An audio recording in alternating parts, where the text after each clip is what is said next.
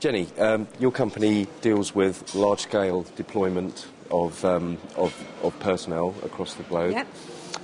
What big challenges do you think there are facing businesses that are trying to operate internationally? I think finding good local talent is a big challenge, because the structure, and I'm sure ING's not alone, the structure tends to lend itself to you fly out somebody from head office, they create the structure in the new company, in the new country I should say, and then you don't want to be in a situation where, for us, it's always Dutch people that are the heads of the local companies. Yeah. So we try very hard to attract local talent, but in some of the countries the talent management or finding talent is quite difficult. And I think that would be the biggest challenge for us, is that we would like to have a Taiwanese CEO in Taiwan, we'd like to have a Chinese CEO in China, but finding them and keeping them is difficult, because the talent management practices there and the recruitment practices are sometimes quite cutthroat. Yeah. A good example for us is in Russia, for example. We could hire somebody, think they're absolutely super, very happy, and then a competitor offers them 50% more. And everybody's human, so people will go for that kind of thing. So it's retention and finding the people initially, and then retention are quite difficult for us. So is it particularly difficult when you're dealing with other countries to achieve the desired culture that companies? Well, we've got brand culture as well. We would very much like to have a kind of multicultural organisation where the local culture, which clearly is very important to make sure that you match your customers and you've got the diversity that the customers are looking for in that country, but also that it works with the European culture that ING operates within. So we try to get them both.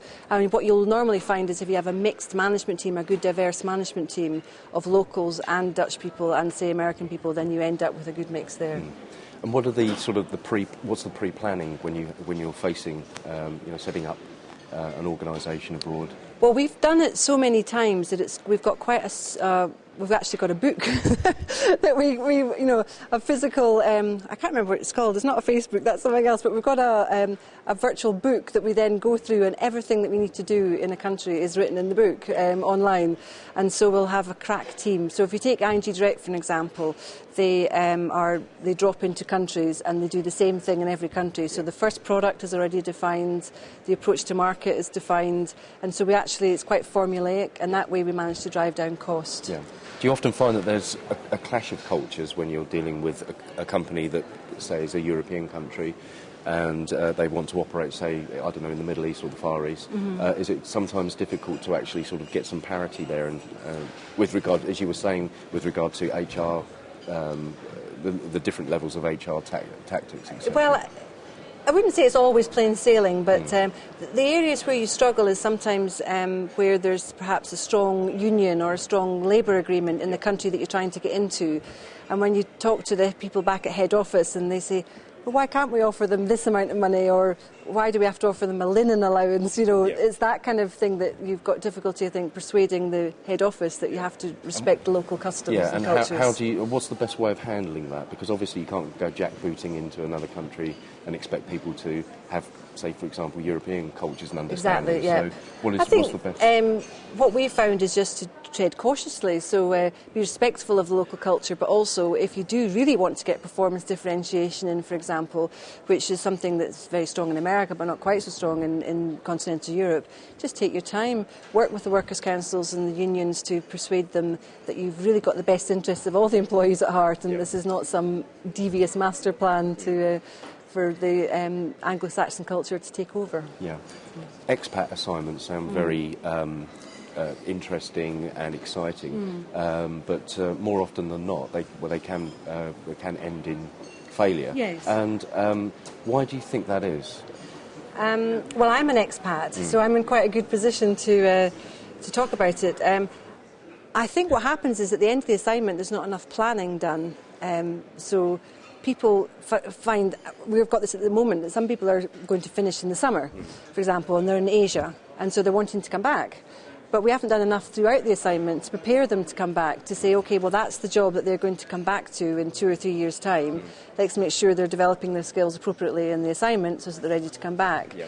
And what we've been guilty of is kind of a knee-jerk reaction of, oh, my goodness, they're coming back now. Where are we going to put them? Oh, we've nowhere. put them out of the company. And that's, I would say, 60% of assignments, apparently, not within ING, but 60% of assignments end up with this person being made redundant at the end. So it's very sad. So I think what we should be doing better at is planning. And not even from the middle of the assignment, but from the beginning of the assignment, where they're going to go next. With that in mind, and you obviously sometimes require key talent, key staff to go over and do projects abroad. Do you think that the understanding or the profile of expatriation in employment needs to be redefined again? Well, I don't think so. I think you just have to be clear to people what to expect. You know, when I went on my assignment, I knew I would be unlikely to return to the UK in ING Direct. That's where I'm from, because I'd already got bigger. I'm a bit like a cuckoo now. I've got bigger than the organisation that I came from.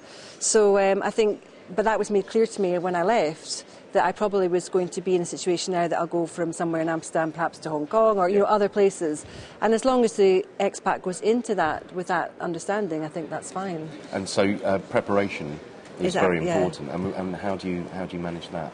Well, we are putting in place, I don't manage international assignments, but what we are encouraging the International Assignment Centre to do is to have a sort of a documented discussion with the individual before they say yes to the first assignment about the fact that they might, where they might be in the next assignment and what that might involve and the development that they've got to go through, and also have quite clear development objectives. So it's actually documented what we're expecting them to get out of the assignment and demonstrate back to us that they've grown. Yeah. What impact is recession having on global strategies right now?